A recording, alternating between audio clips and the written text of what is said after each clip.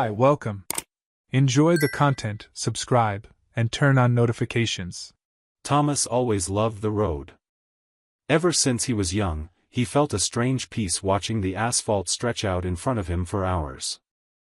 The sound of the engine, the stops at random gas stations, the coffee served in plastic cups, everything was part of the routine he'd learned to love. But more than anything, it was coming home that gave it all meaning. The image of Megan waiting for him, the smell of fresh coffee, the suitcase dropped in the corner of the living room. That was what kept him going. They'd been together for over 8 years. A quiet marriage, no kids, no big adventures, but with a consistency he truly valued. In Thomas's mind, stability was the same as success. When they first met, Megan worked as a receptionist at a small aesthetic clinic. She had a gentle smile and a calm look in her eyes that drew him in immediately. Thomas fell for her right away. They got married 2 years later, and from then on, their daily life revolved around his job. While he traveled, Megan took care of the house, paid the bills, scheduled maintenance, and handled small repairs as they came up. Everything ran like clockwork. He trusted her completely, and that was never something he questioned. His trips usually lasted 2 to 5 days, sometimes a little longer. Megan always showed her support. She said she admired his hard work and was proud of the man she'd married.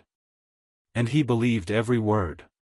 During the weeks apart, they stayed in constant touch. Good morning texts, voice messages in the late afternoon, video calls whenever possible. Megan sent photos of the meals she cooked, talked about the TV shows she watched, and shared plans for the weekend. Thomas responded with videos of the open road, stories about different customers, and little reminders for her to water the plants. There was something beautiful in that simple routine. When he came home, Megan always had the house spotless. The bed made with fresh sheets, the fridge stocked, the living room smelling of scented candles. He used to joke it was better than any hotel, and she'd smile, saying she did it all gladly. They didn't fight often. Of course, they argued like any couple, but things always got resolved quickly. Thomas was practical and avoided conflict. Megan, calmer by nature, usually gave in without much resistance. They never raised their voices at each other. Never argued about loyalty, boundaries, or personal space. Their trust was almost blind. He never checked her phone, never asked too many questions, never minded her occasional outings with friends or her sister. He was sure he was with someone who valued their marriage as much as he did. Once, Megan wanted to try selling handmade candles online. Thomas supported her, bought the initial supplies, and encouraged her to turn the hobby into a small side income. She got excited, set up a social media profile, even made a few deliveries around the neighborhood. But she gave up soon after. She said the returns were low, the work was demanding, and she didn't have enough time. He understood. He told her the most important thing was her happiness, and she didn't need to prove anything to anyone. Megan smiled, thanked him for his support, and said she was lucky to have him as a husband. He believed her. On the last trip before the biggest breakup of his life, Thomas was gone for 4 days. The route was long, deliveries in different small towns across North Carolina, including a final stop near Charlotte. Even though Charlotte was less than 2 hours from home, the delivery schedule required overnight stays in distant places. He slept 2 nights in the cab of his truck and 1 in a cheap motel, just like always. During the trip, he talked to Megan every day. She seemed normal. She mentioned a plumbing issue in the kitchen, a new movie she wanted to watch with him, and even said she'd buy ingredients for his favorite meal over the weekend. Nothing seemed out of place. Nothing at all. On the 4th night, after finishing the last delivery in a small town near Charlotte, Thomas looked at the clock. It was already past 8. His original plan was to sleep in the truck, like he did on almost every long trip. The next day, he'd stop by the freight company, wrap up the route, and only then head home. Megan knew this. She thought he was still far away, parked somewhere waiting for clearance. But standing at a quiet gas station, his truck now empty and his body exhausted, Thomas had a different idea. Instead of sleeping there, he decided to drive straight home. He wanted to see Megan, lie in his own bed, breathe in the familiar scent of their house. He didn't tell her. He thought it would be a nice surprise. He always believed the simplest gestures could reignite what routine had worn down. The drive back was smooth. Less than 2 hours separated Charlotte from home, and he knew the way like the back of his hand. The truck's radio played softly, and he didn't even need the GPS. When he entered the neighborhood, the dashboard clock read 2:56 a.m. Streetlights cast long shadows on the sidewalks, and every house was dark. He slowed down and parked the truck 2 blocks away, just like he always did when he wanted to come home quietly. He grabbed his backpack from the back seat, locked the cab, and started walking. He was still thinking about Megan's face when she opened the door and saw him there. He'd even picked up a small gift from his last stop, a little box of homemade cookies she used to love. But as he reached the front of the house, something interrupted his expectations. The side gate was slightly open. Not wide open, but enough to show it hadn't been locked. He paused for a second. Megan was always careful about that. She was afraid of leaving gates or windows open at night. Thomas gently pushed it, stepped in, and walked along the side path to the porch. The front door wasn't locked either. He turned the knob easily and walked in quietly. The living room was silent. The TV was off, the couch untouched. The kitchen was dark. No sounds at all. He dropped his backpack on the floor without making a noise, took a deep breath, and began climbing the stairs. That's when he heard it. The unmistakable sound of the shower. Water running hard, like it had just been turned on. It was almost 3 in the morning. He climbed slowly. With each step, his chest tightened a little more. In his mind, the most logical explanation was that Megan had woken up hot or couldn't sleep. She sometimes did that, preferred a shower to relax. But even so, something felt off. The bedroom was dark. The bed was neatly made. No sign that anyone had slept there that night. He reached the bathroom door. Light on. Water running. And the door locked from the inside. He knocked lightly. Called her name. Nothing. He knocked again, louder this time. Megan? Silence. He pressed his ear against the wood. The sound of water was steady, but behind it, there was something else. Thomas stood frozen, his eyes fixed on the bathroom door.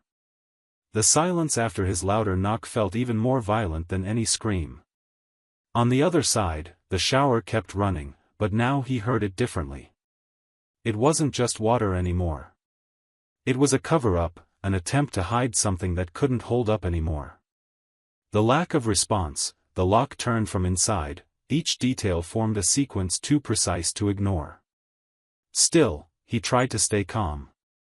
He took a deep breath, ran a hand over his face, and stepped back a few paces, as if physical distance could slow down what was happening inside him.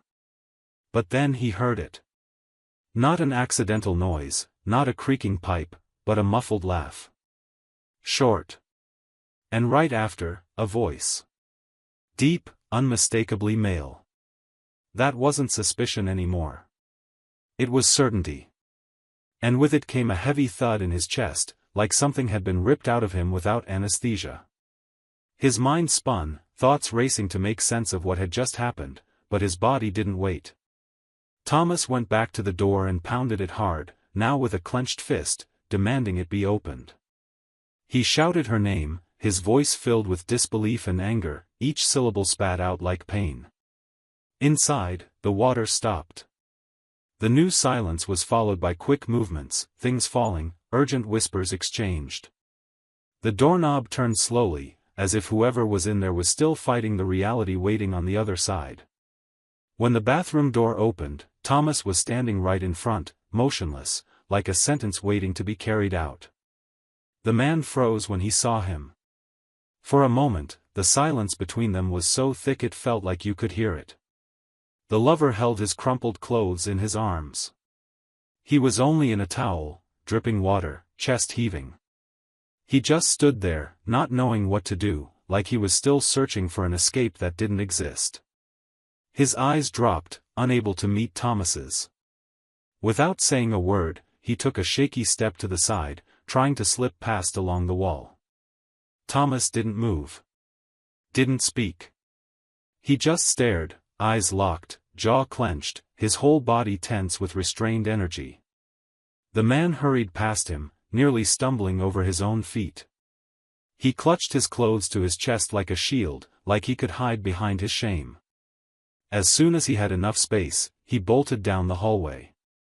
He ran through the living room, rushed out the front door, and disappeared down the street, still wearing only a towel around his waist and clothes in his hands. The scene was pathetic and desperate. A man running away, not just from a house, but from the guilt he left behind. Thomas stayed there, unresponsive. He didn't need to chase after him. What mattered had already been destroyed. And standing in front of that open door, the smell of soap still in the air, he realized nothing would ever be the same again. Soon after, Megan appeared. The towel wrapped around her wet body trembled along with her. Her face was pale, eyes wide, trying to figure out in seconds how to face the husband who should never have been there at that moment.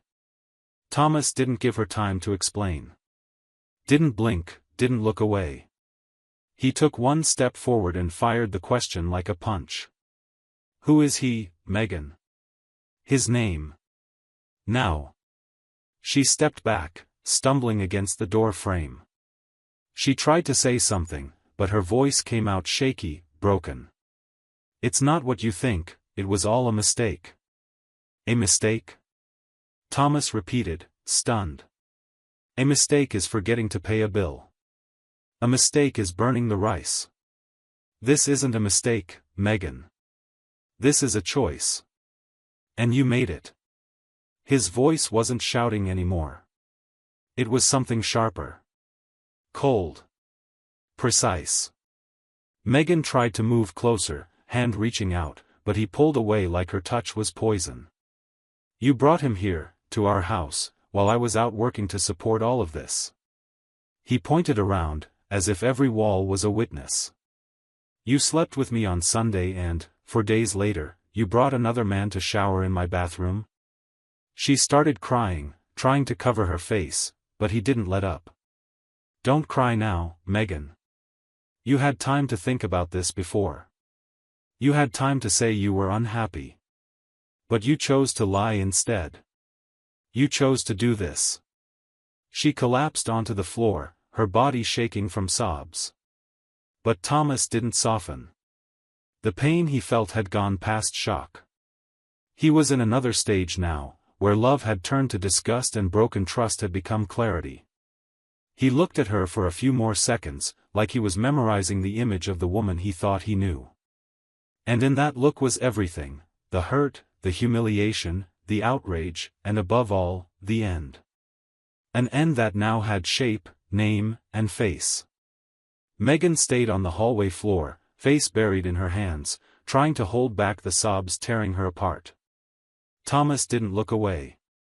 He felt he had to keep his feet planted, even though his whole body wanted to collapse. The anger wasn't loud, it came from awareness. It was the kind of pain that doesn't explode, but burns slowly, consuming from the inside everything that once felt like home. He went downstairs. He didn't want to hear anything else. He'd already heard enough. Every word she said from now on would just feel like an insult. The time for explanations ended the moment that bathroom door opened. In the living room, the air felt heavier, like the space carried the shame left behind by the man who had just fled minutes before. Thomas saw the backpack he dropped when he arrived, still holding the cookies.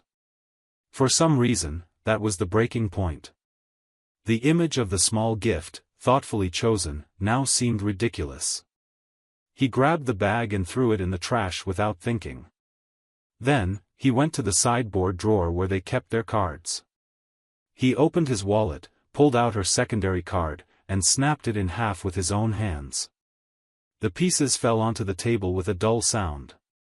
He went back upstairs, ignoring the muffled sounds from the hallway, entered the bedroom, and started grabbing some clothes.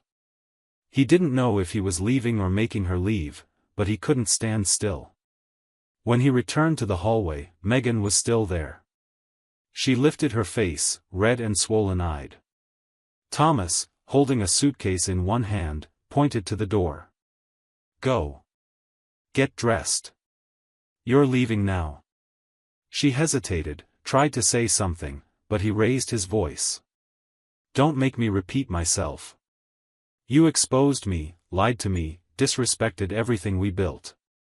The least you can do is leave with a shred of dignity."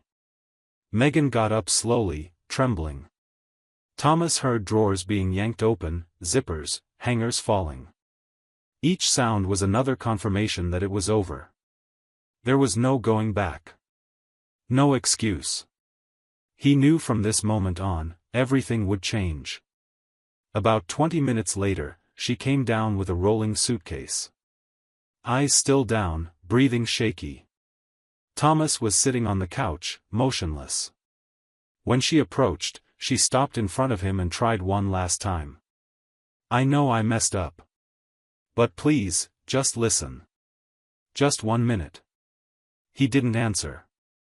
Just nodded toward the door. Megan hesitated again, but understood there was no room for conversation. She slowly opened the door, like each inch was a struggle against her own shame. She paused on the porch, looked around like she expected to see her lover's car, but the street was empty. She pulled out her phone, called, waited. No answer. Tried again. Voicemail. Sent a message. Last seen 2 hours ago. The cold truth hit her hard. She was alone. Thomas stayed in the living room, watching through a crack in the door. He saw her sit on the porch steps with her suitcase beside her, not knowing where to go.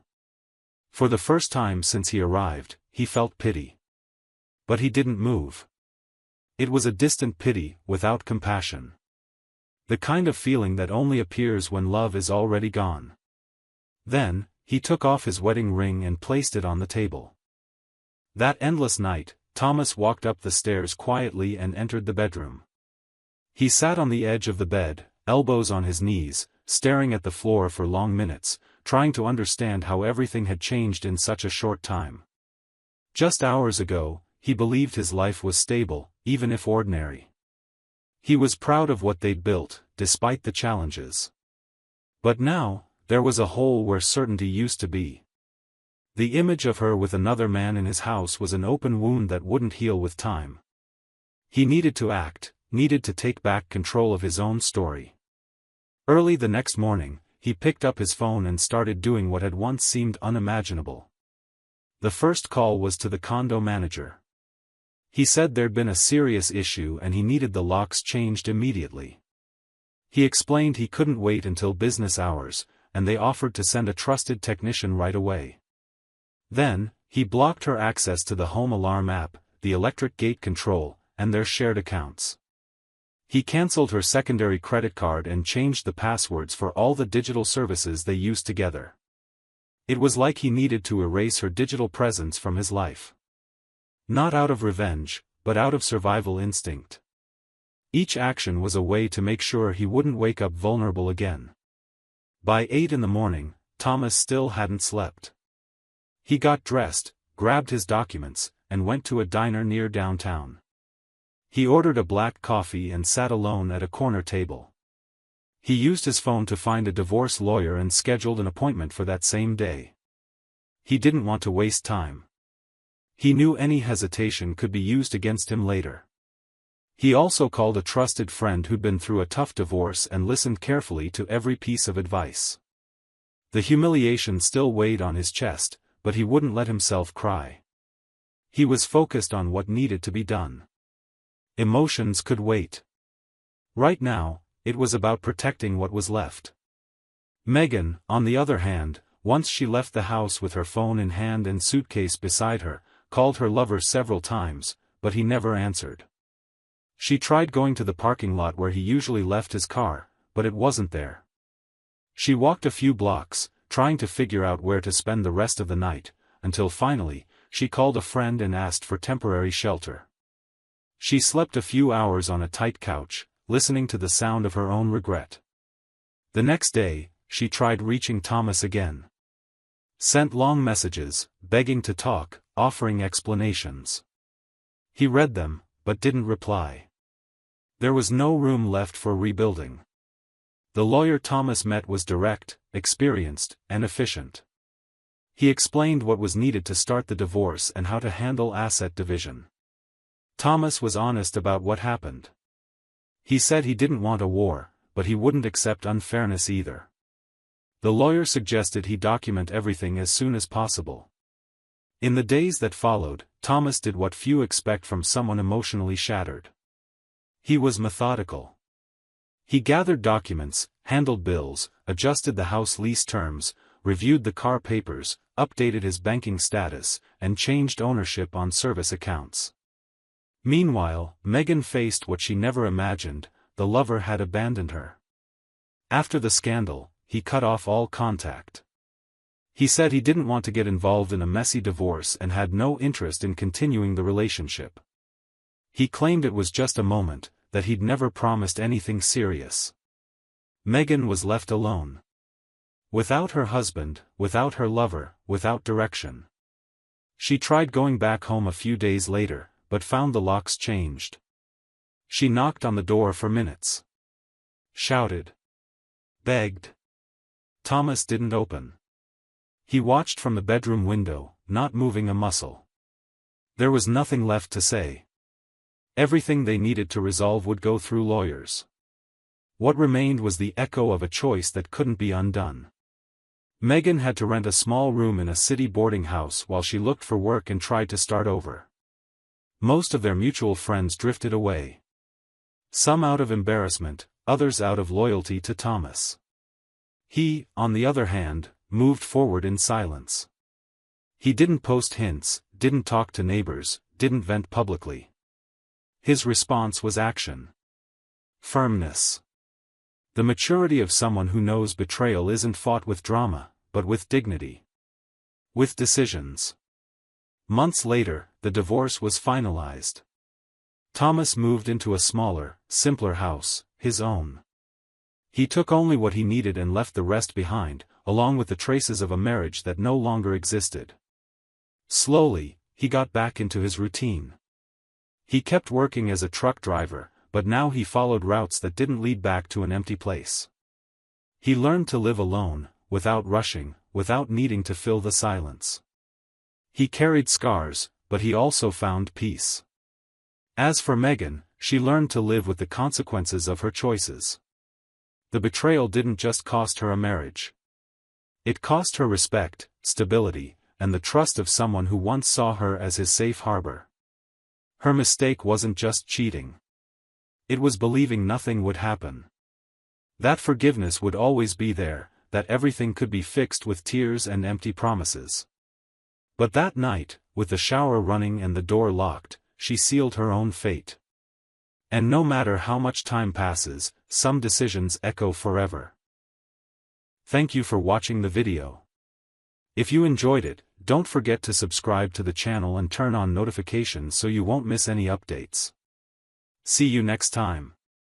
Hi, welcome. Enjoy the content, subscribe, and turn on notifications. James looked around the table and felt something he couldn't quite explain. It was like watching his own life from the outside. People were toasting enthusiastically, laughing, complimenting the decor and the menu, but his mind was moving at a different pace. 20 years of marriage. A number that, for many there, meant stability, respect, maturity. And that's why they were all gathered in that carefully chosen restaurant, celebrating the lasting love between him and Vanessa. At least, that's what everyone believed. Everything was going as expected until James stepped away for a moment to use the restroom. He wasn't running from the moment, he just needed a second alone. As soon as he walked in, he noticed another man leaning near the sink, looking tense. When their eyes met, the guy took a deep breath and stepped closer. Someone James didn't recognize, maybe a guest from a distant relative. And what he said was straight to the point: "Your wife put something in your drink." The sentence hung in the air like time had frozen. James didn't know how to respond. He looked around, trying to figure out if this was a terrible joke, some kind of misunderstanding, or if the guy was just drunk. But the man's eyes said more than words. He didn't seem like someone making up a story. There was distress in his gaze, the kind of look that comes from carrying a heavy weight and finally wanting to let it go. James swallowed hard and walked out without saying a word. His mind, previously calm, snapped into alert mode. He sat back down at the table and forced a smile, trying to reconnect with the dinner's atmosphere. While Vanessa chatted with her sister about a trip they were planning, James watched her. She was animated, smiling, gesturing naturally. Her wine glass was still untouched. His was nearly full too. He couldn't stop staring at the two glasses. He thought about all the times he'd trusted blindly. He remembered defending Vanessa, even when family members hinted she seemed distant. He thought about Ellie, their daughter, probably sleeping at home, believing her parents still loved each other the way they always appeared to. That doubt, however absurd, was enough for him to do something he'd never imagined doing in a moment like this. While everyone else was distracted, he quietly switched the glasses. The one meant for him now sat in front of Vanessa, and vice versa. The party went on, conversations continued, but his eyes never left her. It only took a few minutes. Vanessa started touching her arms, as if feeling sudden discomfort. She laughed at something no one had said. Then she frowned, like she'd lost track of the conversation. James saw the light in her eyes change. It wasn't tiredness. It wasn't the alcohol. It was something different, something chemical. Something real. She ran a hand over her face, adjusted her hair, and said she needed to go to the bathroom. Her cousin asked if she was okay, and Vanessa just gave an awkward smile, saying it was just a brief dizziness. James offered to go with her, but she declined, preferring to go alone. And so she did. He watched her until she disappeared down the hallway. His heart pounded, like it wanted to escape. He took a deep breath and did everything he could to hide his emotions. He kept talking with his uncles about a new investment company. He politely responded to jokes from a coworker. He played the role of the perfect husband in front of everyone. But inside, his world was shifting. Everything he thought he knew had been thrown into question.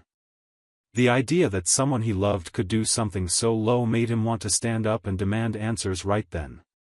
But still, he chose to wait. Because silence, at this point, was stronger than any accusation. It was as if fate had given him a chance to observe, to listen, to see things clearly. And he realized that if he had the courage to look at what was right in front of him, he might find a truth that would free him from living another 20 years in a lie. Vanessa's return to the table was quick. She said she felt better after splashing water on her face. She smiled like nothing had happened. Then they toasted again, as if everything was perfectly fine. But from that moment on, James stopped being just a devoted husband. He became a man who needed to know. Needed to understand who he had really been married to. Because one thing was certain, that night had changed something inside him. And no broken glass would ever make more noise than the silence he decided to carry from that point on. James spent the next 2 days trying to sort his thoughts. The image of Vanessa confused, minutes after he switched the glasses, kept replaying in his mind like a reminder that something had changed.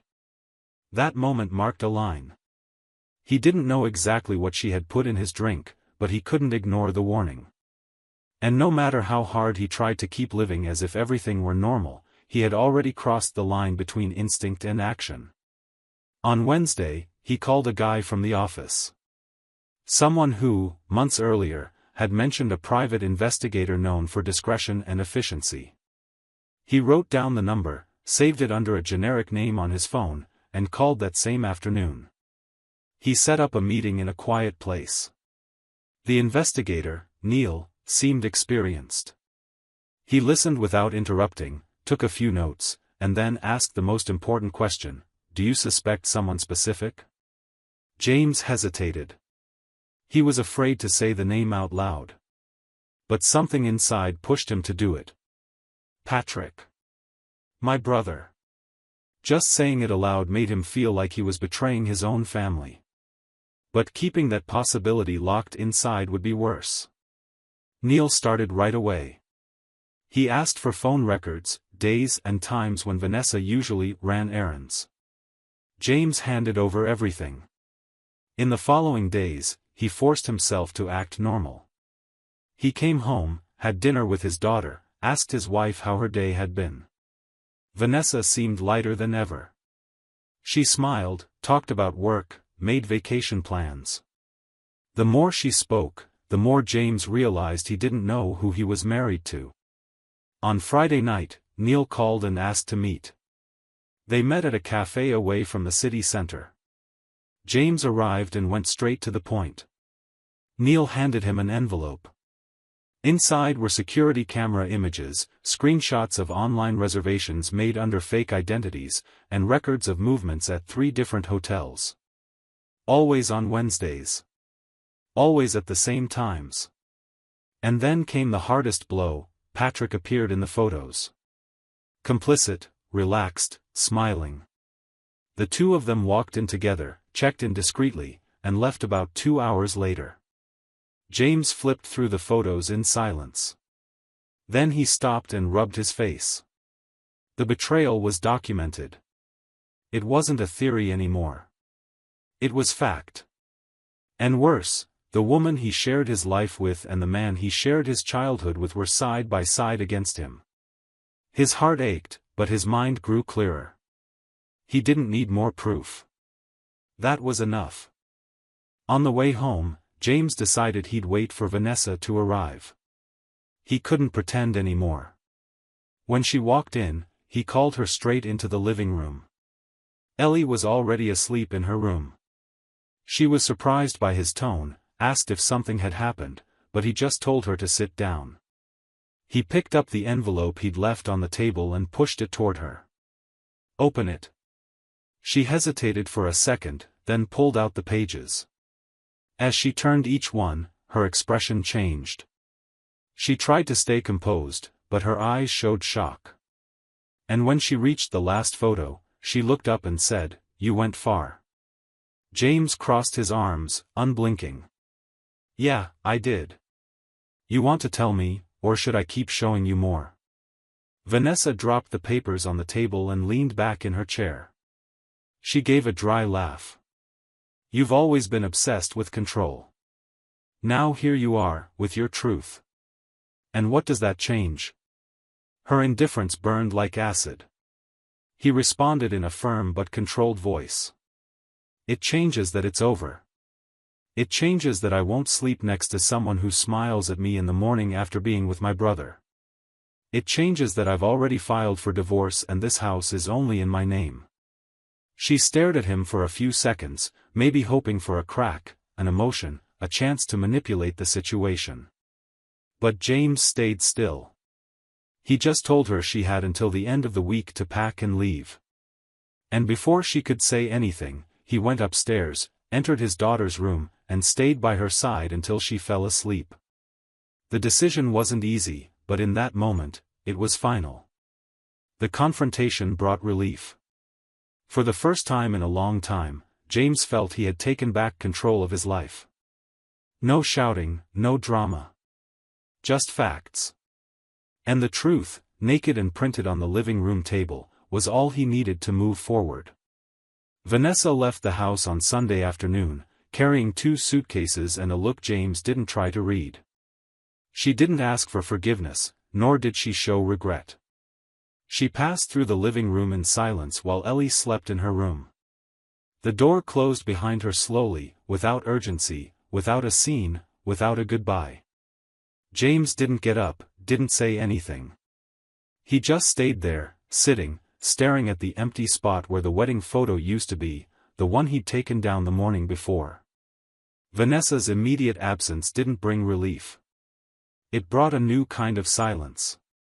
Not the tense silence of the past few months, but a raw, steady silence that was hard to understand. It was as if the house was relearning how to breathe. In the first few days, James avoided touching anything that reminded him of his ex-wife. Not out of longing, but because his body hadn't yet realized that chapter was truly closed. He woke up earlier, moved through the house carefully, as if she were still there. It took time for his mind to accept that the betrayal wasn't just a suspicion or a hidden pain, it was a finished chapter. With Ellie, he was honest but careful. He explained that her mom would have a new place to live, but she'd still see her daughter whenever she wanted. He assured her that didn't change the love she received. And when the girl asked why, James answered with the kind of truth a 9-year-old could understand: sometimes the people we love make bad choices, and the best way to deal with that is to move forward with what we still have that's good. She hugged him and didn't ask again. Without Vanessa, the house slowly settled into a new routine. James started filling his time with things he'd let go of. He got back into cooking simple dinners, like he used to at the beginning of the marriage. He replaced the living room sofa, painted a wall, changed the pictures. These weren't impulsive acts. They were ways of telling himself this house wasn't a stage for lies anymore. It was his new space with his daughter. But the strangest part was realizing that, despite everything, he still thought about Patrick. The betrayal by his brother hurt differently. Deeper.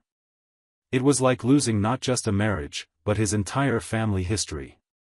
This was the boy who shared his room for years, who taught him how to ride a bike, who cried beside him at their father's funeral. And now he was the man sleeping with his wife behind his back, using fake names at cheap hotels, laughing at everything they once shared. James even started writing a letter to him, but tore it up before finishing. Nothing he said would change what had already been done. One day, while picking Ellie up from school, he saw Vanessa across the street, leaning against a car. She was on her phone, smiling. It was the same old smile, but something about it now seemed fake. She saw him, but looked away. James didn't react. He got in the car with his daughter and carried on with the day as if it had been just another random scene. There was no more room inside him to feed anger. Resentment had given way to a quiet resignation. Vanessa had made her choices. And he had made his. The late afternoons, which once felt too long, started gaining a new rhythm.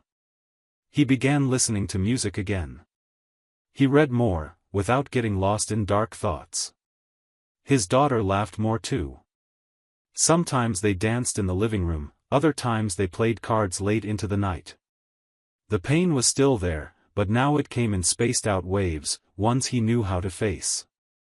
He wasn't living for what he'd lost anymore, but for what he was rebuilding. On an ordinary Saturday, Ellie asked if her dad still loved her mom. James looked at her warmly and said he had loved her a lot, for a long time, but now what he felt was different. That he hoped her mom would find peace, even if it was far from them. And that his love for Ellie would never change. She smiled, as if that was all she needed to hear. That house, now quieter, was slowly becoming a real home. James discovered, little by little, that he didn't need revenge, or answers, or perfect explanations. He just needed to keep moving, without carrying what no longer served him. Vanessa's departure wasn't the end. It was the beginning of what he'd long been afraid to pursue, a clean, honest life built on truth, even when it hurt.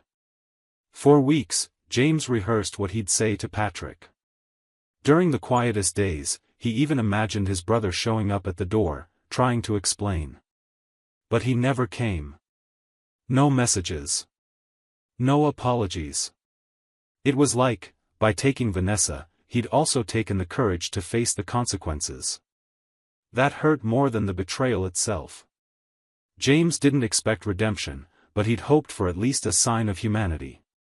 And all he got was silence. Until one Friday, as he was leaving a supermarket with Ellie, James saw Patrick's car parked across the street. He was leaning against the door, talking on the phone.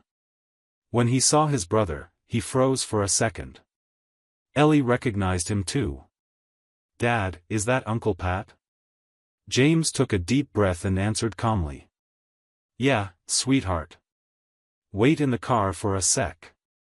She obeyed. He crossed the street without thinking twice. Patrick hung up the phone. He tried to smile, like this was just another casual meeting. But his eyes showed the discomfort his body was trying to hide. James stopped less than 2 meters away, steady. There was no more doubt, no hesitation. Just a clear need to close something that had stayed open too long. "I just want one answer," James began. "At what point in our story did you think sleeping with my wife was okay?" Patrick looked down, like searching for words on the ground. But James didn't want excuses. "I didn't come here to hear apologies. I just wanted to see up close what's left of the man I used to call brother." Patrick tried to speak, but stammered. Said it was a mistake, things got out of control, it wasn't supposed to happen like this. But James only heard noise. The bond between them was already broken. There was no patching it. Just wreckage. "You stabbed me with the dirtiest knife possible. And you didn't even have the decency to look me in the eye after. You hid. You had the guts to betray me, but not to face me." Patrick tried to justify, saying Vanessa had been unhappy for a long time. James cut him off, firm. "You don't get to use her unhappiness as an excuse. If she wanted out, fine. But you? You were my brother." The silence between them grew heavier than any words. James took a deep breath. What needed to be said had been said. But before walking away, he looked one last time into his brother's eyes and finished. "I'm raising my daughter alone now. And that makes me a more complete man than you'll ever be. You and Vanessa deserve each other. I hope one day you realize the kind of people you've become." He turned and walked back across the street, not caring if his brother was still watching. He got in the car, smiled at Ellie, and asked if she wanted to stop by the ice cream shop. She said yes. And in that moment, James felt something different, freedom. Thank you for watching the video. If you enjoyed it, don't forget to subscribe to the channel and turn on notifications so you won't miss any updates. See you next time. Hi, welcome. Enjoy the content, subscribe, and turn on notifications. Lucas always believed in the power of routine. That was what he held on to when everything around him felt uncertain. He climbed mountains with precision, trained his students with dedication, and came home every day knowing that, despite everything, he and Madison had built something solid. That's what he trusted. So, at first, he missed the signs. He told himself it was just fatigue, frequent travel, or the new projects she'd been taking on. He was wrong. The first thing that bothered him wasn't anything dramatic, just a small, almost unnoticeable gesture. After returning from their last trip to San Diego, Madison started sleeping with her back to him. They always liked sleeping in each other's arms, or at least with their legs tangled together. Now, she turned away without saying goodnight. At first, Lucas just adjusted quietly, as if respecting her space. But he started wondering if it was just sleep or if he was slowly being pushed out of the bed that used to be their intimate territory. A few days later, she showed up wearing new clothes. Madison always had good taste, but she was never impulsive. Suddenly, she appeared in dresses he'd never seen, shoes that didn't match her usual practical style, and heavier makeup, even for a quick trip to the corner cafe. Lucas joked about it, asking if she'd won the lottery or was in some ad campaign. She gave a half-hearted laugh, dodging the question, and just said she needed to refresh herself every now and then. He smiled back, but sensed something hidden behind that forced lightness. The new perfume was harder to ignore. Lucas knew that scent, but not because he'd smelled it on Madison before. It reminded him of other places, other situations. The strong, sweeter fragrance filled the hallway before she even walked into the room. He brought it up once, but she answered too quickly, like she already had an excuse ready. She said it was a free sample from a coworker. And without him even asking, she added that she liked the smell and would keep using it. That stuck in his mind because Madison never wore strong perfumes. She preferred subtle ones, barely noticeable. Her schedule started stretching out. Before, she'd give him a heads up when a meeting ran late or a client needed extra attention. Now, she sent short messages, sometimes just an emoji, to explain her delay. Lucas found himself eating dinner alone more often, pushing food around his plate while his phone stayed silent on the table. When she finally got home, she said she was exhausted and went straight to shower. She stopped asking about his day. Before, she made it a point to know how his climb went, how the students did, if he got hurt. Now, she just mentioned what she had to do the next day. The house still functioned, but it felt like a train station where two passengers shared the same bench without speaking. Lucas also noticed she started taking her phone into the bathroom, something she'd never done before. And not only that, the phone was always on silent, face down, even when they were alone. One night, while she was in the shower, the phone buzzed on the bed. Lucas glanced at it, not to read it, just to see who it was from.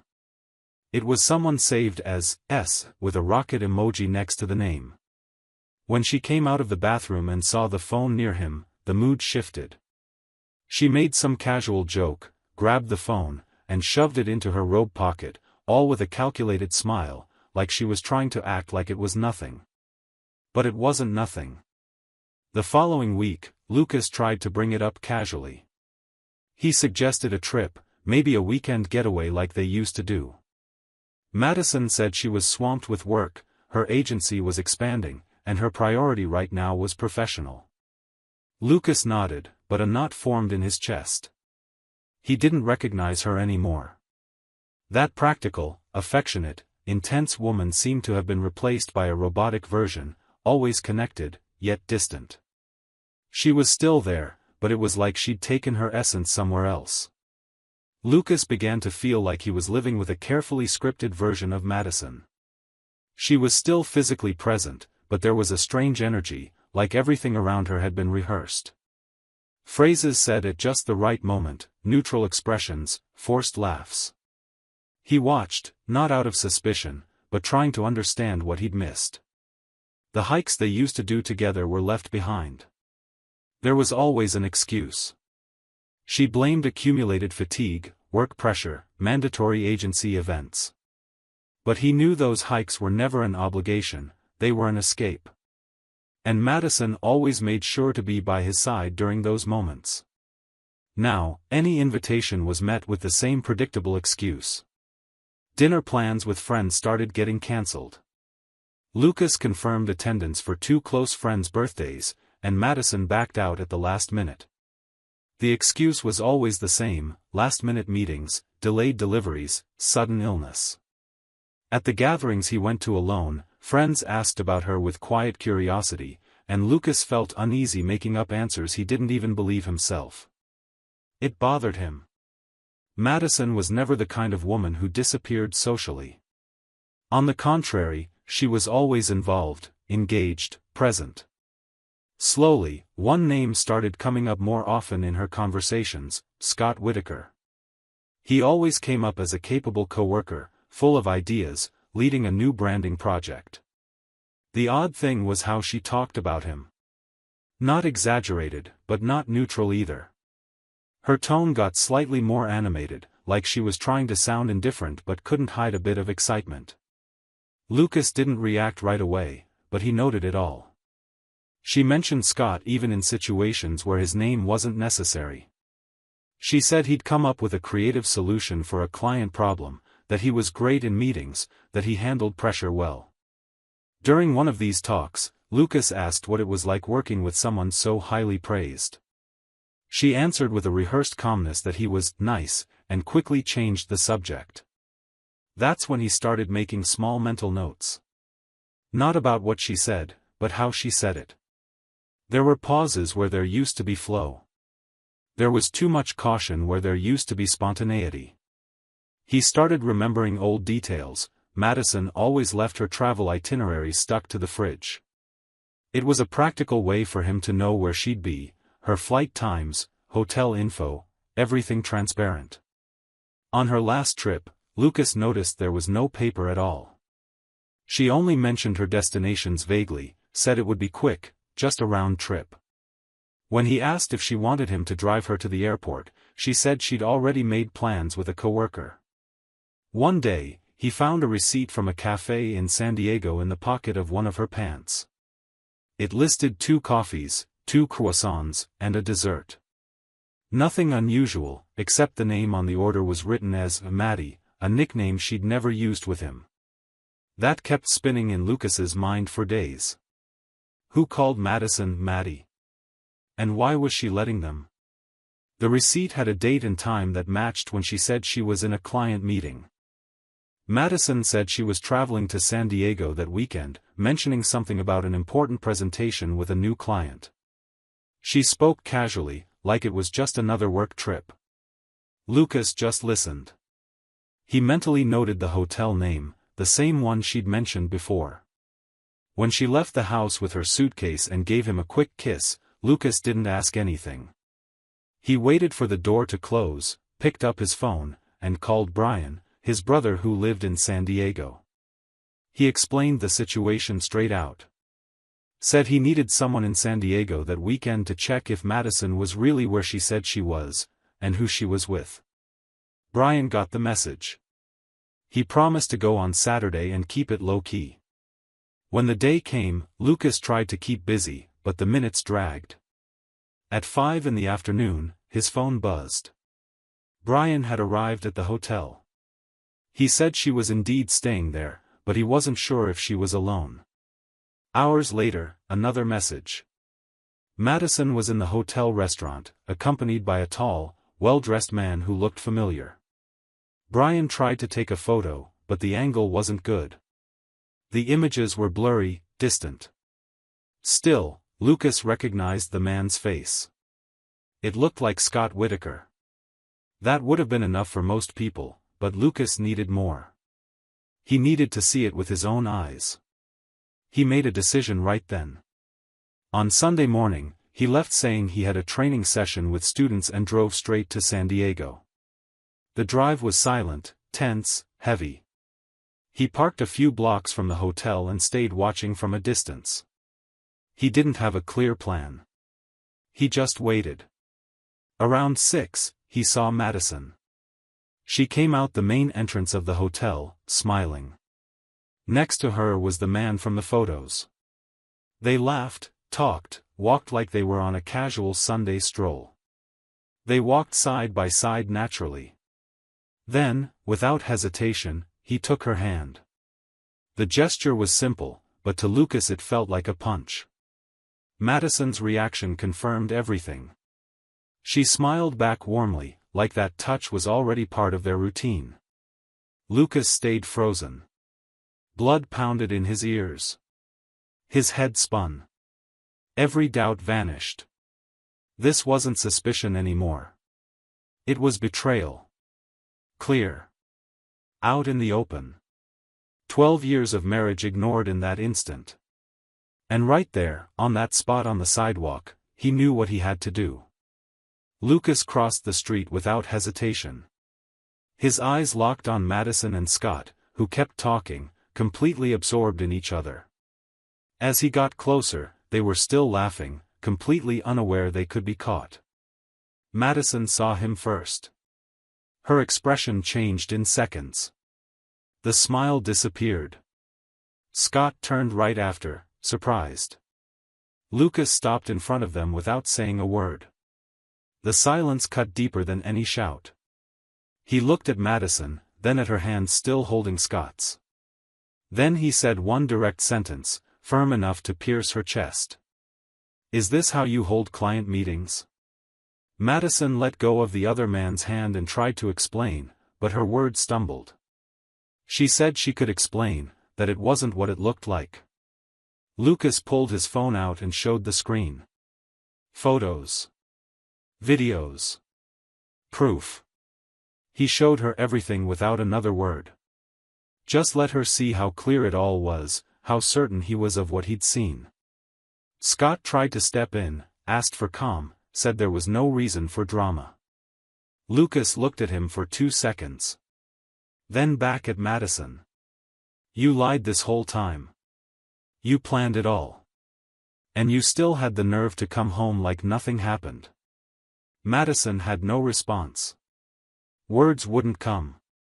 Her hand trembled, her eyes darted away. The man she'd been so relaxed with now seemed distant. Lucas turned and walked away without waiting for an answer. He left them there, on the sidewalk, surrounded by curious stares. He walked to his car, got in, and sat still for a few seconds. He breathed fast, like he'd just finished a long run. He pulled out his phone again, opened the call history, and stared at her name at the top of the list. Then he deleted it. A simple gesture, but it carried the weight of a goodbye. He started the engine, adjusted the seat, and drove out of San Diego. The drive back was long and silent. He only stopped to refuel. The road became a continuous backdrop for what he'd just faced. He thought about every detail, every lie. When he reached Flagstaff, the sky was already dark. He parked the car, looked at the building where they'd lived together, and took a deep breath. He was ready to do what needed to be done. Lucas entered the apartment quietly. There was nothing to think over, plan, or rationalize. He'd known exactly what to do since the moment he turned his back on Madison and Scott on that San Diego sidewalk. He walked to the bedroom, pulled her suitcase from the closet, and started filling it. First the clothes, then the shoes and accessories, all thrown in without emotional order. He went to the bathroom, grabbed her toiletry bag, toothbrush, the products that took up half the shelf. In the end, he added some documents and dumped everything into a box. He stood up, dragged the suitcase to the door, and left it in the hallway with the box.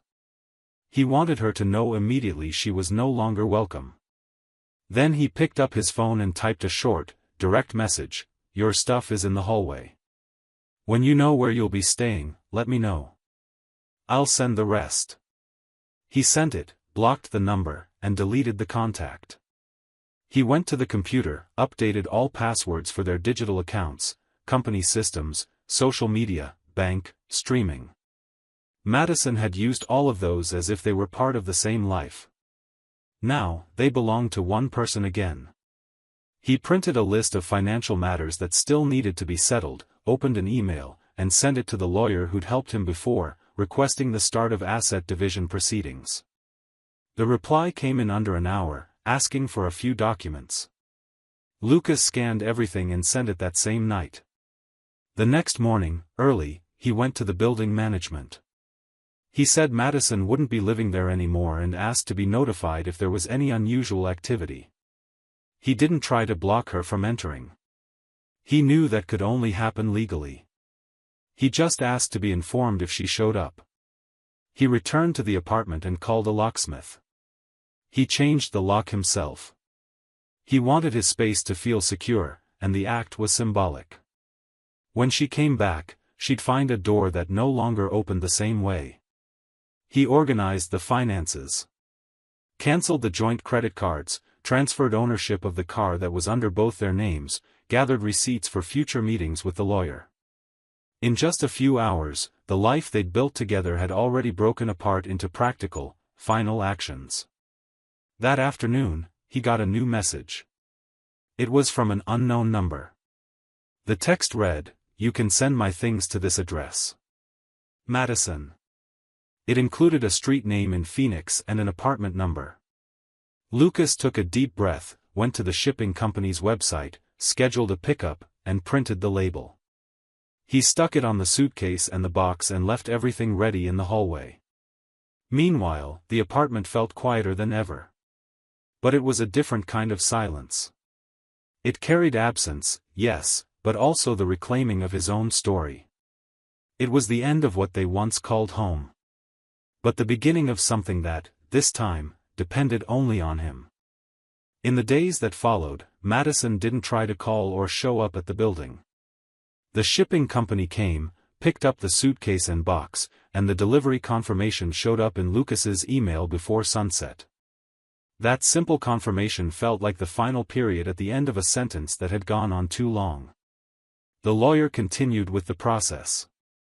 The assets were divided without arguments. Madison didn't contest anything. She seemed determined to accept everything as it was. No attempt at reconciliation. No words asking for forgiveness. She simply disappeared from Lucas's life like someone turning off the light in an empty room. Meanwhile, Lucas restructured his routine. He returned to work with renewed focus. He started going to climbing training more often and reconnected with old friends. Some already knew about the separation.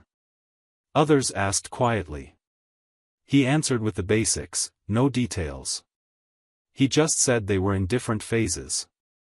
Over time, the questions faded, and he started being seen the way he used to be, even though inside he carried a different version of himself. One that had learned, in the hardest way possible, to respect his own boundaries. One afternoon, while going through emails, he got a notification with Scott Whitaker's name. It was an automatic LinkedIn update.